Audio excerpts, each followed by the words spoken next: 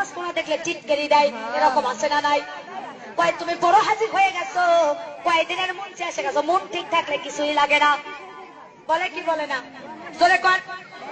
এরা হলো শয়তানের টোকাই, এরা হলো শয়তানদের গেদার, শয়তানের খালাতো বোন। কয় মন ঠিক থাকলে কিছুই লাগে না। আরে নাফরমানের দলেরা, তোমরা মন কবে ঠিক করবা, কবে নামাজ পড়বা? এক ওয়াক্ত নামাজ যারা কাজা দেয়, মান তারাকাতিস সালাতি মুতাআম্মিদান ফাকাদ কাফার, ইচ্ছা করে যদি কেউ এক ওয়াক্ত নামাজ কাজা দেয়, তাহলে সে ব্যক্তি নাফরমান কাফের হয়ে যায়। আর একজন ব্যক্তি যে মুসলমান, আর একজন ব্যক্তি যে কাফের, এর মধ্যে পার্থক্যই হলো বাইনাল আব্দি বাইনাল কুফরি তারকুস সালাত। একজন ব্যক্তি মুসলমান, আর একজন ব্যক্তি নাফরমান, এর পার্থক্যই করে হলো 5 ওয়াক্ত নামাজ।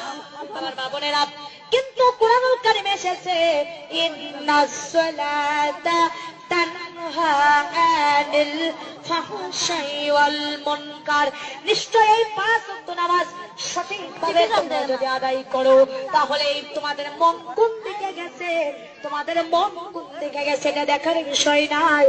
কিন্তু তোমরা 5 ওয়াক্ত নামাজ যদি পড়ো, অন্যায় কাজ থেকে, অশ্লীল কাজ থেকে, বেহায়া কাজ থেকে, এই নামাজ তোমাকে জান্নাতের রাস্তায় নিয়ে আসবে।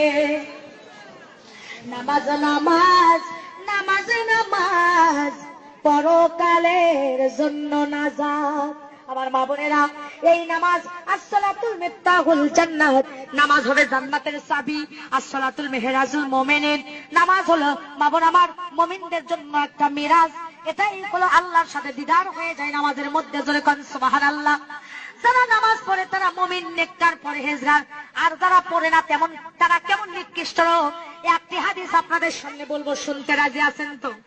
আমার মা বোনেরা, হাদিস শরীফের মধ্যে এসেছে, এক সাহাবী আল্লাহ নবীর কাছে এসে বলেছে, ইয়া রাসূলুল্লাহ, ইয়া হাবিবাল্লাহ, আমি গরিব মানুষ, পাতিলে ভাত রান্না করে রেখেছি, যায় দেখি পালিত একটা কুকুর পাতিলের মধ্যে মুখ দিয়েছে।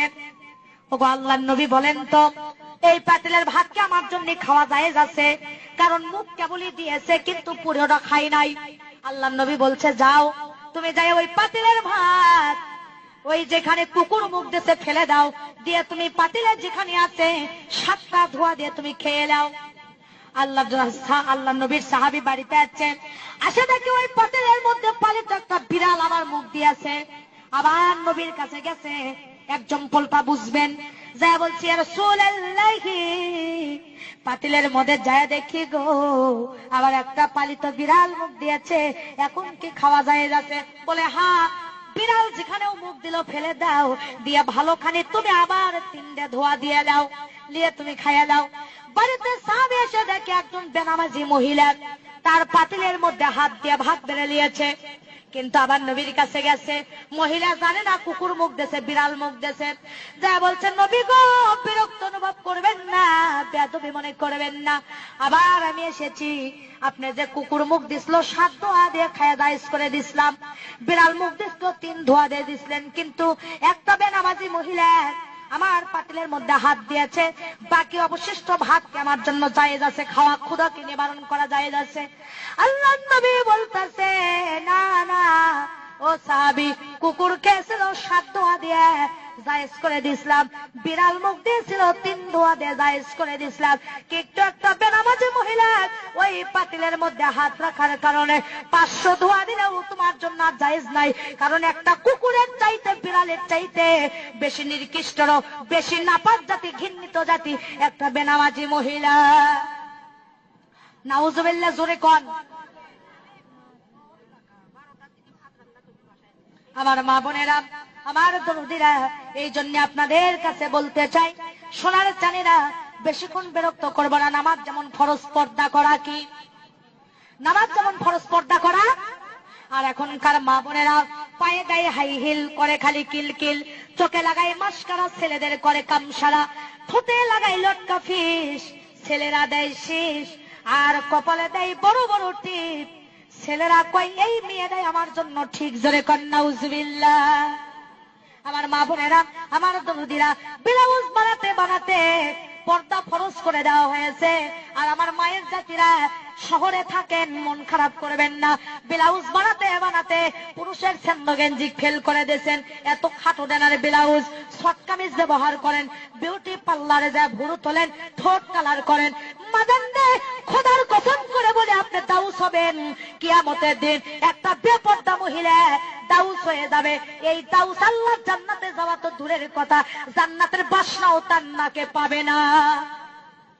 টাকা পয়সা আলা হয়ে তোমার কোনো দাম নাই। আমার মা বোনেরা, পায়জামা গুলো দেখেন, স্কিন পায়জামা পরে যা দেখতে তল্লাবাসের মতো পাড়া শিকল লাগে, মাথার চুল কাটে বানরের লেজের মতো করে দেয়। ধরে বলেন ঠিক না ঠিক? বোরকা যে পর্দার জন্য গো, সেই বোরকা গাওয়াত দিয়ে রন্না খান গলায় পেঁচে দেয়, বুকের ওপর দেয় না, মাথায় কাপড় দেয় না। আমি আমার ভাষায় নাম রাখছি, এরা হলো তনসেল বারা মুসলমান। এদের স্থান হবে তাসলিমা নাসরিনের সাথে জাহান্নামে। জোরে জোরে বলেন ঠিক না বেঠি? আমার বাজান, হক কথা বলতেছি। আমি বক্তাকে আর দাওয়াত করবেন না, তাতে যায় আসে না, কিন্তু আজকে তো আপনাদেরকে বলার সুযোগ পাইছি। জোরে বলেন ঠিক না ঠিক? মাদান রে, পর্দা করা ফরজ। কেউ জানবে হায়া বেপর্দা করে চলবা না। মোটর সাইকেলের পেছনে শ্যাম্পু করে যায়, বেগনা পুরুষেরা কয় খায় না খায় মাল এক খান গেল। জোরে কোন ঠিক না ঠিক? হায় হায়, মহিলাদের চেহারা দেখে কয় মাল এক খান গেল। নাউজুবিল্লাহ নাউজুবিল্লাহ। আমার মা বোনেরা রে, আমার দরদিরা রে, তোমাদের কুদরাতে পায়ে হাত দেবো আমি তোমাদের সন্তানের মতো, ছোট বোনের মতো। তোমাদের কুদরাতে পায়ে হাত দিয়ে বলবো, মাগন মরে একদিন তোমরা যাবা, কবরের মেহমান একদিন হবা।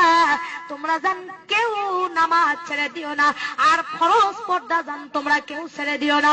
মাথার একটা চুল যদি কোনো বেগনা পুরুষ দেখে গো মা, কিয়ামতের দিন ৭০ চুলের বেগনা পুরুষকে দেখানোর কারণে একটা চুলের পরিবর্তে ৭০টি সাপ তোমার মাথায় বেউড়ো করে দেওয়া হবে। মা বোনেরা আমার, খবরদার খবরদার, তোমরা কেউ বেপর্দা করে চলো না। মাথায় মাদানদের সময় থাকলে আমি মেহেরাজের ঘটনাটা বলে যেতাম, কিন্তু 12টা ব্যক্তিতে আমার মাদান আল্লাহ যদি কোনোদিন নিয়ে আসে, আল্লাহ নবী 7টি দৃশ্য মেয়েদের ব্যাপারে মেহেরাজে দেখে এসেছেন। কোনোদিন যদি এলাকার আশেপাশে এসে আপনারা যাবেন বলে দেব। আমার মা বোনেরা, ফরজ পর্দা করবেন, আর স্বামীর খেদমত করার দরকার আছে না নাই? আজকে দেখেন অফিসারেরা সালাম পায়, কিস্তির সাহেব সালাম পায়, নিজের স্বামী সালাম পায় না। জোরে কোন ঠিক না ঠিক? কিন্তু মাদান, যে ঘরের মধ্যে স্বামী স্ত্রীর মিল মহব্বত থাকবে, ঘরটা হবে জান্নাতের টুকরা। আর যে ঘরের মধ্যে স্বামী স্ত্রীর মিল থাকবে না, ওই ঘরটা হবে জান্নাতের টুকরা। আল্লাহ পাক স্বামী স্ত্রীর ব্যাপারে বলেছেন, হুন্না লিন্নাসি লিবাসুল লাকুম আনতুম লিবাসুল লাহুন্না। স্বামী হলো স্ত্রী লিবাস, আর স্ত্রীরা হলো স্বামীদের লিবাস। দুইজন দুইজনকে লিবাস হিসেবে বলা হয়েছে। রে আমার মায়ের জাতিরা, আপনারা যা একে অপরের লিবাস। স্বামীকে মাঝে মাঝে গোসল করে দেবেন, স্বামীর সাথে রুক্ষ মেজাজে কথা বলবেন না, হাসি মুখে কথা বলবেন, আর স্বামীকে সালাম দেবেন। হযরত আয়েশা সিদ্দিকা হুজুর সাল্লাল্লাহু আলাইহি সাল্লামকে মাঝে মাঝে গোসল করে দিতেছেন। একদিন হুজুরকে আয়েশা গোসল করে দিচ্ছে, হুজুরের খুশিতে বলে গে আম্মা আয়েশার বুড়ো লোকের আঙ্গুল ফেটে গেছে। হুজুরের গায়ের সাথে পানি ঢালছে, রক্তের বন্যা বয়ে যাচ্ছে। নবীজি আমার ধাপে দাঁড়াছে, দাঁড়িয়ে বলে, ও আয়েশা, তোমার পানি যে ঢালি তো রক্ত কিসের বন্যা বয়ে যায়? আয়েশা বলছি, ইয়া রাসূলুল্লাহ, আপনার গায়ে যখন পানি ঢালে আপনি যে খুশিতে বসে আছেন, আপনার খেদমত করতে যাইয়া ওই খুশির দাবা লেগে আমার বুড়ো লোকের আঙ্গুল ফেটে গেছে। নবী বলে, আয়েশা, তুমি একবার আহাউ হু করনি কেন? তোমার কি কষ্ট হয়নি? আয়েশা বলছে, ইয়া রাসূলুল্লাহ, আপনি তো আমার একদিকে স্বামী, একদিকে আল্লাহর নবী, আপনার খেদমত করবে যাইয়া আমার কলিজাও যদি ফেটে যেত, আল্লাহ রাসূলকে খুশির থেকে উঠে দাঁড়ানোর কথা বলতাম না। মা বোনেরা, আল্লাহর নবীর 11 জন স্ত্রী ছিল, এক এক স্ত্রীর এক একটা গুণ।